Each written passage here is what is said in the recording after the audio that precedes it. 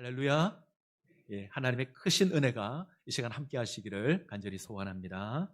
예, 오늘 제목이 이 시대에 경건한 사람이 되십시오.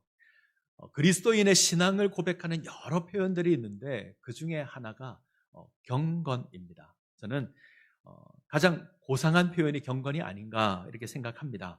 저 사람 정말 경건한 사람이다 이러면 아마 이것보다 더한 칭찬은 없을 것 같습니다. 제가 총신대학교 신학대학원에서 공부할 때 가장 중요하게 언급되던 두 단어가 있습니다. 하나가 경건이고요.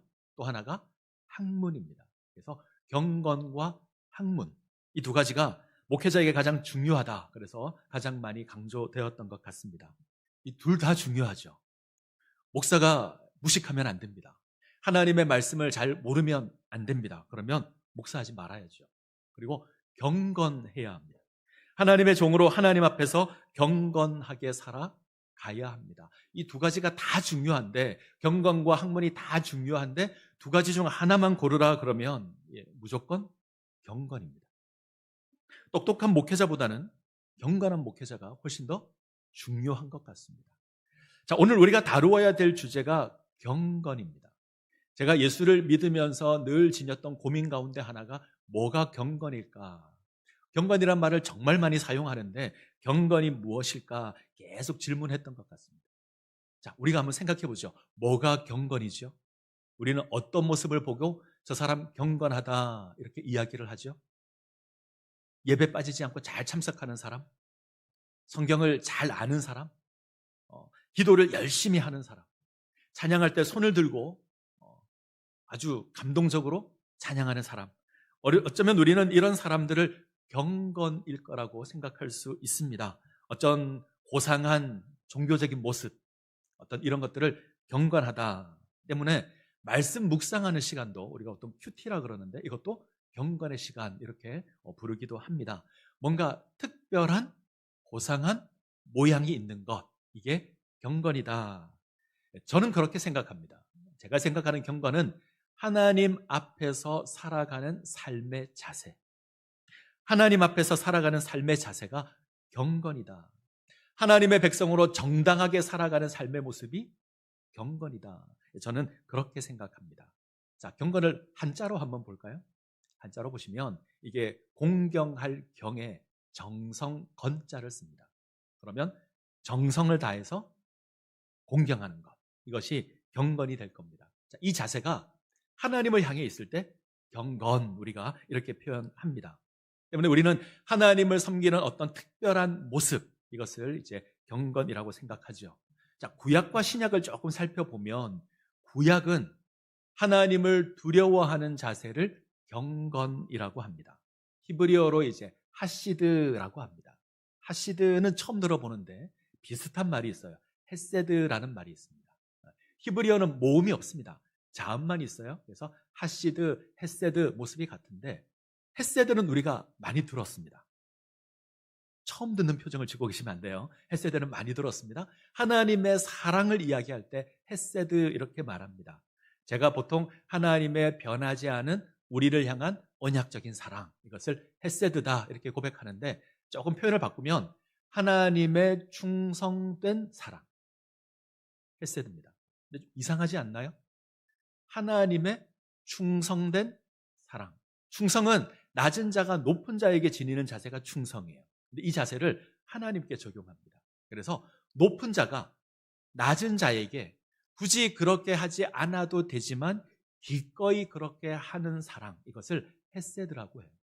하나님이 우리를 사랑하지 않아도 됩니다.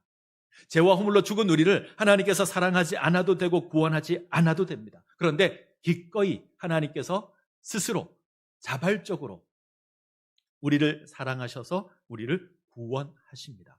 그 사랑, 이것을 충성된 사랑이라고 합니다. 이것을 헤세드 이렇게 표현합니다. 이 하나님의 헤세드를 경험한 사람이 지니는 자세가 하시드예요. 이렇게 해석하시면 좋을 것 같습니다. 하나님의 헤세드를 인해서 우리가 지녀야 되는 자세, 하나님의 충성된 사랑을 인해서 우리가 마땅히 지녀야 되는 자세가 하시드. 이스라엘 사람들은 이 하시드의 자세를 하나님의 율법을 철저히 지키는 것으로 생각했습니다. 그래서 경건하다 그러면 하나님의 율법을 철저히 지킨다. 하나님의 율법을 철저히 지키는 사람을 뭐라 불렀냐면 하시딤이라고 불렀습니다. 경건한 사람들, 하시딤. 이 하시딤에서 나온 부류가 바리새인들이에요. 우리가 잘 아는 바리새인들. 바리새인은 하나님의 율법을 철저하게 지키는 것으로 경건하려고 했던 사람입니다. 자, 정리하죠. 구약은 하나님을 두려워하는 자세인데 하나님께서 보여주신 그 헤세드에 합당한 삶을 사는 것, 이것이 경건이다. 자, 신약을 가죠. 신약을 가면 경건에 해당하는 단어가 유세베스라고 합니다. 물론 이 말고도 다른 단어가 있는데 가장 많이 쓰는 단어가 유세베스입니다. 좋다라는 뜻과 경배한다라는 뜻이 합쳐졌습니다. 그래서 올바로 경배한다, 유세베스입니다. 우리는 종교적인 의미로 사용하는데 당시 헬라 세계에서 유세베스는 일반적인 단어였습니다. 사람들이 지니는 도덕적인 자세. 그래서 로마 시민이 로마 시민답게 살아가는 게 유세베스예요. 로마 시민이 자부심을 가지고 로마 시민에 합당하게 살아가는 것, 유세베스. 이걸 종교적인 의미로 가지고 오면 하나님의 백성으로 합당하게 살아가는 것, 하나님의 백성으로 그 본분에 맞게 살아가는 것, 유세베스. 이것이 경건입니다. 그러면 정리를 해볼까요? 구약에서 경건은 하나님의 사랑을 알고 그것을 실천하는 것. 신약에서 경건은 하나님의 백성으로 합당한 삶을 살아가는 것. 이것이 경건입니다. 자, 경건은 우리가 지녀야 될 신앙의 목표입니다. 우리는 경건해야 합니다. 저는 우리 모든 창신제일교회 성도분께서 경건하시기를 소원합니다. 아멘. 경건하셔야 됩니다. 아멘. 안 경건하실 거예요? 경건하셔야 됩니다. 저 사람 정말 경건한 사람이다. 우리 장로님 정말 경건한 장로님이시다. 우리 권사님 정말 경건한 권사님이시다. 이 고백이 우리 가운데 주어졌으면 좋겠습니다. 세상 사람들이 창신제일교회 성도를 보고 야, 저 사람들은 정말 경건한 사람들이다. 하나님 백성다운 사람들이다. 이 고백 가운데 세워지시기를 간절히 소원합니다. 아멘. 예, 사도 바울은 오늘이 아니죠. 자, 디모데에게 보내는 마지막 편지 디모데 후서에서 마지막 때가 되면 세상에 일어날 여러 가지 모습들을 이야기합니다. 디모데후서 3장을 보면 이 모습이 19가지로 나와요. 한번 볼까요? 자기를 사랑하며 돈을 사랑하며 자랑하며 교만하며 비방하며 부모를 거역하며 감사하지 아니하며 거룩하지 아니하며 무장하며 원통함을 풀지 아니하며 모함하며 절제하지 못하며 사나우며 선한 것을 좋아하지 아니하며 배신하며 조급하며 자만하며 쾌락을 사랑하기를 하나님 사랑하는 것보다 더하며 경건의 모양은 있으나 경건의 능력은 부인하니. 자, 19가지인데 마지막에 경건이 소개가 되죠. 마지막 때가 되면 경건의 모양은 있지만 경건의 능력은 사라질 겁니다. 마지막 때는 그런 때가 될 겁니다. 경건이 사라진 시대, 마지막 날 교회들이 그럴 겁니다. 경건을 상실한 시대가 오늘날 교회 모습들입니다. 교회 소속돼서 하나님을 예배하는 모습은 가득한데 하나님을 섬기는 척하는 모습은 있는데 그 경건의 능력이 없습니다. 마음이 거짓되어서 모양은 하나님을 섬기는 것 같지만 그 삶은 경건하지 않아서 경건의 능력이 없다고 합니다. 속빈 강정이라는 말이 있습니다. 우리가 많이 쓰죠. 겉만 번지르르 하지만 속에 내용이 없는 것, 실속이 없는 것, 이걸 속빈 강정이라 그러는데 왜 이렇게 부를까? 왜 속빈 강정이라 그럴까? 예, 조선시대에 이제 연암 박지원이라는 분이 있는데 이분이 쓴 글에 보면 이런 내용이 있어요. 제가 읽겠습니다. 자네 강정을 먹어본 적 있는가? 쌀가루를 술에 재어서 구들에 말린 후 기름에 튀겨내면 누에 고치 모양이 된다네. 깨끗하고 먹음직스럽게는 해도 속이 비어 있어서 아무리 먹어도 배부르지 않지. 그뿐인가 이게 잘 부서져서 훅 불면 눈가루처럼 날려버린다네. 그래서 사람들은 겉만 번지르르 하고 실속이 없는 것을 두고 속빈 강정이라고 말하지 않던가. 속빈 강정의 뜻이 뭐죠? 겉은 화려한데 예쁜데 아름다운데 속이 빈 겁니다. 그래서 실속이 없는 겁니다. 먹어도 배부르지 않고요. 바람이 불면 그냥 날려가 버립니다. 자, 경건의 모양은 있지만 경건의 능력이 없는 게 이런 겁니다. 모양은 화려한데, 모양은 번지르르한데 알맹이가 없습니다. 오늘날은 성경책을 잘 안 들고 다녀요. 가방에 넣어 다니시고 그리고 그냥 오기도 하죠. 우리는 스마트폰을 딱 펴놓고 성경책을 봅니다. 예전에 제가 어릴 때 이러고 다녔어요. 주일날 올 때 이러고 갑니다. 누가 봐도 교회 가는 거 보이게 하고 옵니다. 우리는 이렇게 하는 걸 경건이라 생각했고, 교회 가서 예배 드리는 것 경건이라 생각했고요, 교회 가서 기도하고 찬양하는 걸 경건이라 생각했습니다. 자, 그런 모양은 있는데 문제는 내용이 없다는 거죠. 자, 바울이 19가지를 이야기했는데 19가지를 3가지로 줄일 수 있습니다. 첫 번째, 자기를 사랑하는 겁니다. 마지막 때가 되면 사람은 자기 자신만을 사랑할 겁니다. 이기주의가 될 겁니다. 자기 자신만 옳다고 소리를 칠 겁니다. 다른 사람 배려라고는 안 할 거예요. 첫 번째. 두 번째, 돈을 사랑합니다. 물질 만능주의 시대를 삽니다. 돈이 최고의 가치를 지닙니다. 사람들이 하나님을 섬기는 것처럼 보이지만 실제로는 돈을 섬기는 시대가 될 겁니다. 세 번째, 하나님보다 쾌락을 더 사랑할 겁니다. 하나님 사랑하는 것보다 나의 쾌락을 더 쫓을 겁니다. 나의 만족을 쫓을 겁니다. 자, 경건의 능력이 없으면 이렇게 될 겁니다. 하나님을 섬기는 경건의 모양이 있지만 경건의 능력이 없으면 자기 자신을 사랑하고 돈을 사랑하고요, 쾌락을 하나님보다 더 사랑하게 될 겁니다. 이건 경건이 아닙니다. 경건은 이런 게 아닙니다. 한번 돌아보십시오. 한번 생각해 보십시오. 경건하십니까? 나는 경건한 하나님의 백성입니까? 옆 사람과 인사 한번 해볼까요? 경건한 그리스도인이 되십시오. 네. 경건한 사람이 되십시오. 경건하셔야. 오늘은 경건한 사람 하나 소개시켜 드리겠습니다. 오늘 본문에 특별한 사람 하나를 만나죠. 고넬료입니다. 우리가 고넬료를 잘 압니다. 첫 번째 이방 그리스도인. 오늘 우리가 고넬료에 주목하는 건 성경이 이 고넬료를 경건한 사람이다 평가하고 있기 때문에 그렇습니다. 자, 사도행전에서 한 사람이 예수 믿는 건 특별한 게 아닙니다. 왜요? 베드로가 설교 한 방에 3,000명이 믿었고요, 베드로 설교 한 번에 5,000명이 믿었습니다. 수많은 사람이 예수를 믿었습니다. 이 속에서 이방인 한 명의 예수 믿는 건 대단하지 않습니다. 그런데 성경을 보면 이 고넬료가 예수 믿는 것에 많은 분량을 할애합니다. 사도행전 10장이 다 이 이야기입니다. 아주 중요한 거라는 거죠. 대수롭지 않은 사건이 아니라 아주 중요한 사건입니다. 그래서 특별한데, 자, 이 고넬료가 어떤 사람인지 한번 보죠. 1절, 2절을 볼까요? 1절, 2절. 자, 같이 읽겠습니다. 시작. 햇사라에 고넬료라는 사람이 있으니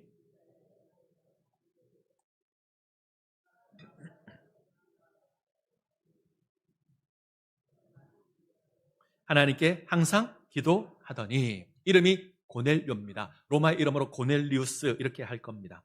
가이사랴에 주둔하고 있는 로마 군대의 백부장입니다. 로마인입니다. 이방인이죠.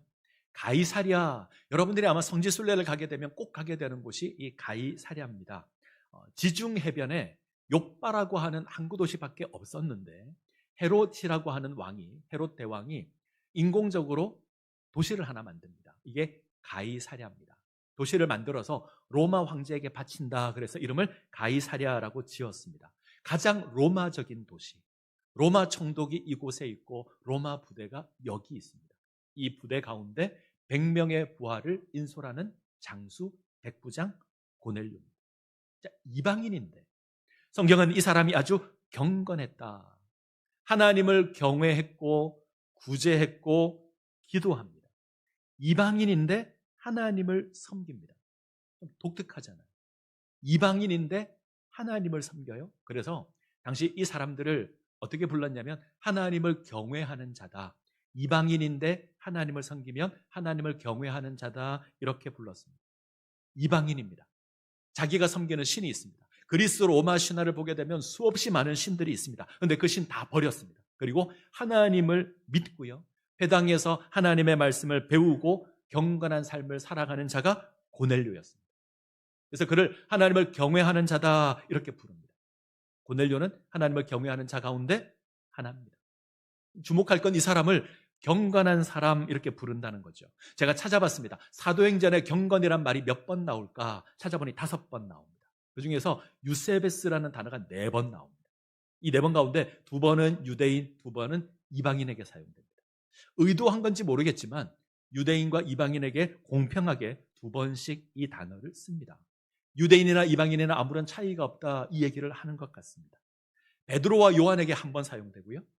베드로와 요한이 안진뱅이를 고칠 때 1번 사용되고 다메섹의 아나니아에게 1번 사용됩니다. 그리고 이방인에게 2번 사용되는데 오늘 우리가 읽은 본문의 2번이 다 나옵니다. 1번은 고넬료, 그리고 8절을 보시면 7절을 보시면 고넬료의 부하 가운데 경건한 사람 하나, 이때 경건 나옵니다. 자, 2절을 한번 볼까요? 2절 같이 읽습니다. 그가 경건하여 온 지방과 더불어 하나님을 경외하며 백성을 많이 구제하고 하나님께 항상 기도하더니, 오늘 우리가 주목해야 될 말씀이 이 말씀입니다.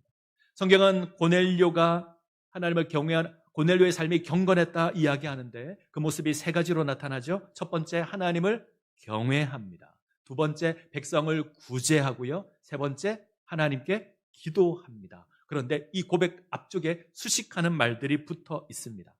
하나님을 경외하는데 온 집안과 더불어 하나님을 경외하고, 백성을 구제하는데 많이 구제하고, 기도하는데 항상 기도합니다. 하나씩 보죠.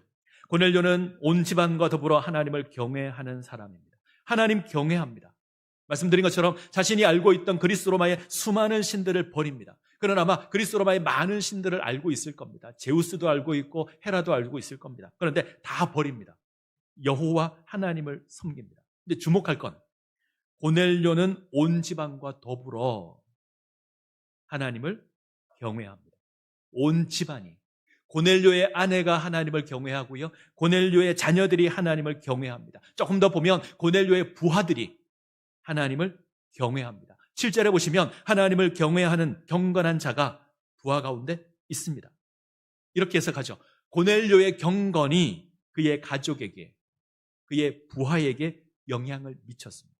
그래서 이들이 하나님을 경외합니다. 오늘날 우리가 가장 속상하는 게 있죠. 가족들이 예수를 안 믿어요. 우리가 너무너무 속상해하는 겁니다. 남편이 예수를 믿지 않고 자녀가 예수를 믿지 않습니다. 교회를 안 나옵니다. 신방을 가게 되면 늘 듣는 말이, 예전에 교회를 다녔는데, 예전에 교회 집사였는데 우리 남편이 이제 교회를 안 나옵니다.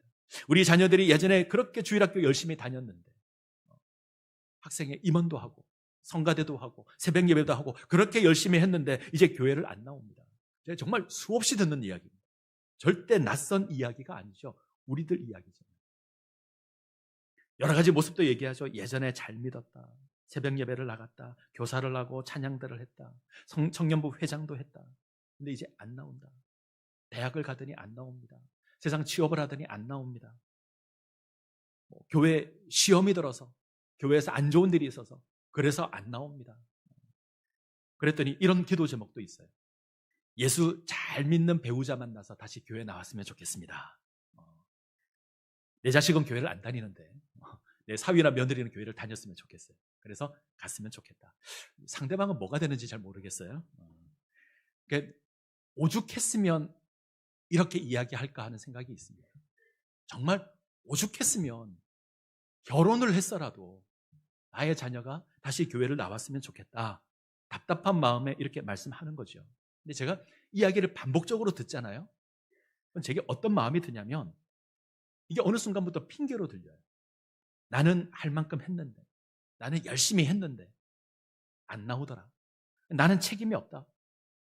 목사님, 교회가 문제가 있어서 안 나온 거 아닙니까? 이거 목사님 책임이에요. 목사님이 나오게 해주세요. 제가 뭐 저에게 이렇게 들릴 때가 굉장히 많습니다. 근데 한번 생각을 해보죠. 구원은 하나님의 영역입니다. 하지만 구원의 통로가 되는 건 우리가 해야 될 일입니다. 우리는 가족을 하나님께로 인도하는 통로가 되어야 합니다. 이건 우리 책임이에요. 고넬료 한번 볼까요? 고넬료의 경건이 가족을 구원합니다. 고넬료의 경건이 부하를 구원합니다. 묻겠습니다. 혹시 우리 삶이 경건하지 않아서 나의 가족이 안 믿는 거 아닙니까? 나의 삶이 경건하지 않아서 우리 가족이, 우리 남편이, 우리 자녀가 하나님을 섬기지 않는 것 아닙니까? 속상할 게 아니라 정말 심각하게 한번 물어야 합니다. 우리에게 경건의 모양만 있고 경건의 능력이 없어서, 우리 가족을 감동시킬 만한 그 경건의 능력이 내게 없어서 저들이 안 믿는 거 아닌가? 당시 유대교는요, 가장 타락한 유대교였습니다. 하나님의 아들 예수 그리스도를 못 박아 죽인 그 유대교입니다. 교회에 문제가 있다, 성전에 문제가 있다 따지면 이 시대도 만만치 않았던 시대입니다. 그런데 고넬료는 하나님을 알고 하나님을 섬기는 경건의 모습이 있습니다. 자녀들의 눈에 부모가 자기 자신만 사랑하는 사람이고 돈만 사랑하는 사람이고 하나님보다 세상 쾌락을 더 사랑하는 사람이라는 것이 보이면 우리 자녀들 안 믿습니다. 부모의 신앙이 이중적이라고 느끼면 안 믿습니다. 교회에서 고상한 직분을 가지고 있지만 가정에 살아가는 삶을 보면 고상함이 없다면 안 믿습니다. 지난 월요일 국민일보 신문 기사 내용인데 제목이 이랬습니다. 기독교인가 무속인가? 기독교인가 무속인가? 기독교 신앙에 문제가 있다는 거죠. 크리스찬 시어머니가 며느리 제왕절개 날짜를 받아왔어요. 시간을 받아왔어요. 병원에서는 지금 수술해야 된다고 그러는데 시간을 받아와서 이때까지 참아야 된다고. 교회 다니는 시어머니가요. 자녀의 이름을 짓는데 점집을 가고 철학원을 갑니다. 신년이 되면 점집을 찾아서 신년 운세를 보고 토정 비결을 봅니다. 예수 믿는 사람들이 이렇게 한답니다. 이사 날짜를 잡을 때 어떤 날을 잡죠? 손 없는 날을 잡아요. 귀신 없는 날이라고. 이사는 손 있는 날 하셔야 돼요. 그날이 정말 쌉니다. 근데 우리는 그런 것 따져가면서 우리의 삶을 살아가려고 한단 말입니다. 나는 예수 믿는데 시간 받아오고 예수 믿는데 가서 점을 보고 있고 예수 믿는데 날짜를 잡고 있고 이런 모습이 우리 자녀들에게는 경건으로 안 보이는 겁니다. 우리는 가정에서 우리 경건을 보여야 합니다. 나의 경건의 모습을 보고 남편이 예수를 믿어야 하고요. 우리 부모의 경건의 모습을 보고 자녀가 예수를 믿어야 합니다. 자녀의 경건의 모습을 보고 부모가 예수를 믿어야 합니다. 이게 경건의 능력입니다. 이 모습이 우리 가운데 있어야 돼요. 나는 내 아내가 믿는 예수 못 믿겠다. 나는 우리 부모가 믿는 예수 못 믿겠다. 이러면 안 됩니다. 부탁드립니다. 2025년 한 해는 하나님의 백성으로 합당한 본분 경건의 모습을 지니시기를 바랍니다. 그리고 우리 가족들이, 나의 남편이, 나의 자녀가 주님을 찾는 귀한 일들이 일어나기를 간절히 소원합니다. 이 모습에 있어 노력해 주십시오. 내가 경건의 모양만 있는 거 아니냐, 내가 정말 경건의 능력이 있느냐 돌아보셔야 합니다. 두 번째, 많이 구제합니다. 이 구제라는 말 앞에 많이가 붙었습니다. 고넬료는 많이 구제하는 자였습니다. 누군가를 돕는 것 당연한 거지만 쉽지 않습니다. 하지만 예수 믿는다면, 그리스도인이라면 반드시 지녀야 합니다. 주중에 집사님 한 분을 뵀어요. 이런저런 이야기를 나누다가 어떤 장로님 이야기가 나왔습니다. 이분이 그렇게 평가하더라고요. 그 장로님 정말 다른 사람을 섬기는 분입니다. 제가 동의했습니다. 다른 사람 보기에 이렇게 보여야 합니다. 이게 경건입니다. 꼭 많이 있어야 도울 수 있는 게 아닙니다. 내가 가진 게 적더라도 얼마든지 함께 나눌 수 있습니다. 우리 이웃을 돌아봐야 합니다. 상대방이 나와 아무 상관없는 자라고 할지라도, 그 사람이 내가 그를 모른다 할지라도, 내가 그 사람을 도와서 뭔가 손해를 본다 할지라도 우리는 그 사람을 도와야 합니다. 우리가 그런 존재로 부름을 입었습니다. 고넬료가 누구를 도왔을까요? 유대인들을 돕습니다. 성경은 고넬료를 소개할 때 유대의 족속에게 칭찬받는 사람 이렇게 소개하는 부분이 있습니다. 이건 고넬료가 유대 사람들을 도왔다는 거죠. 자기는 지배하는 자고 저기는 지배받는 자인데 도와줄 아무런 이유가 없는데 기꺼이 돕습니다. 그것도 많이 합니다. 자, 야고보서 1장 26절 27절 한번 보죠. 야고보서 1장 26, 27 같이 읽습니다. 시작. 누구든지 스스로 경건하다 생각하며 자기 혀를 제갈 물리지 아니하고 자기 마음을 속이면 이 사람의 경건은 헛것이라. 하나님 아버지,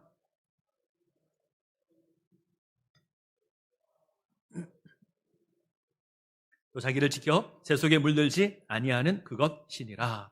그럴듯한 말로 경건한 척하는 건 경건이 아닙니다. 마음은 없는데 말만 번지르게 하는 건 속이는 겁니다. 그건 경건 아닙니다.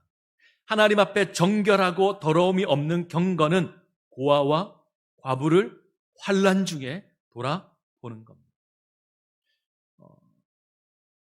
얼마 전 창신동에 화재가 있었습니다. 우리 주민센터 아래쪽에 한옥 하나가 완전히 불에 타서 전소됐습니다. 할머니 한 분 돌아가셨고 7살 손주가 사망했습니다. 5명의 가족이 저희 교회 권사실에서 2주 정도 기거를 했습니다. 이들이 우리 교회 기거하는 동안 우리에게 무슨 유익이 있었죠? 아무 유익이 없었습니다. 이 기간 동안 성탄절이 있었고, 이 기간 동안 송구영신 예배가 있었고, 이 기간 동안 특별 저녁 기도회가 있었습니다. 보통 때라면 미리 와서 계시다가 혹은 교회에서 주무시다가 예배에 참석했었을 겁니다. 우리 많은 권사님들이 이렇게 하십니다. 근데 그 공간을 내어줬어요. 그렇게 하지 못했습니다. 제가 송구영신 예배 드리기 전에 매주방을 한번 가봤습니다. 누가 모여 계시나? 우리 권사님들이요 정말 다닥다닥 붙어서 다리도 뻗지 못하고 다닥다닥 붙어 계시더라고요. 평상시였으면 권사방에 편하게 계실 분들인데 그러고 계셨습니다. 어떻게 생각하면 손해잖아요. 어쩌면 물건도 함부로 사용했을 것이고 청소는 안 했을 것이고 눈에 선합니다. 우리에게는 손해이지 절대 이익이 아닙니다. 그런데 어떤 분은 음식을 만들어서 갖다 주신 분도 있고 몇 분은 모여서 돈을 모아서 옷과 신발을 사다 주시기도 했습니다. 자, 이 기간 동안 저희 교회에 정말 많은 경찰과 기자들이 왔습니다. 제가 태어나서 기자를 이렇게 많이 만져본 적이 없어요. 자, 기자를 만나고 이런저런 얘기를 묻고 갈 때마다 늘 궁금한 거예요. 이 사람들이 뭐라고 기사를 쓸까? 그래서 인터넷에 찾아봤습니다. 정말 수십 군데 기사가 올라져 있는데 제가 혹시 창신제일교회에 있을까? 눈을 부릅뜨고 찾아봤는데 없었습니다. 좀 아쉽기도 하더라고요. 우리가 이렇게 한다. 이게 좀 지역사회에 알려지면 좀 더 교회가 좋은 이미지를 갖지 않을까 이런 생각도 했는데 없었습니다. 그 어떤 기자도 창신제일교회 안 썼습니다. 무슨 말이죠? 우리가 이 일로 이익을 본 것이 없습니다. 2주의 시간이 지나고 시에서 운영하는 임시시설로 옮길 때가 되었습니다. 제가 그분들을 배웅해 드렸어요. 택시를 부르고 태워서 이제 가시는데 이 아버지라는 분이 마지막 날 떠나기 전에 제게 그러시더라고요. 목사님, 교회가 저희를 살렸습니다. 정말 감사합니다. 이 정도 고백이면 괜찮지 않나요? 목사님, 교회가 저희를 살렸습니다. 우리가 하나님 알기에 마땅히 해야 하는 일입니다. 주민센터에서 몇 번이나 감사하다고 연락이 왔고요. 그때마다 전 그랬습니다. 우리가 섬길 수 있는 기회를 주셔서 고맙습니다. 우리는 해야 합니다. 이 일이 우리에게 불편한 것도 있고 뭔가 우리가 뭔가 우리가 피해 보는 것도 있고 그렇게 생각해서 왜 그렇게 했는지 모르겠다라고 불평하실지도 모르겠지만 그러지 말아야 합니다. 우리는 기꺼이 이 일을 해야 합니다. 우리는 그런 존재로 부름을 입었습니다. 우리는 많이 구제해야 합니다. 이것이 우리의 경건입니다. 김치 360kg 했는데 좀 넘었으면 좋겠습니다. 자, 세 번째, 고넬료는 항상 기도하는 사람이었습니다.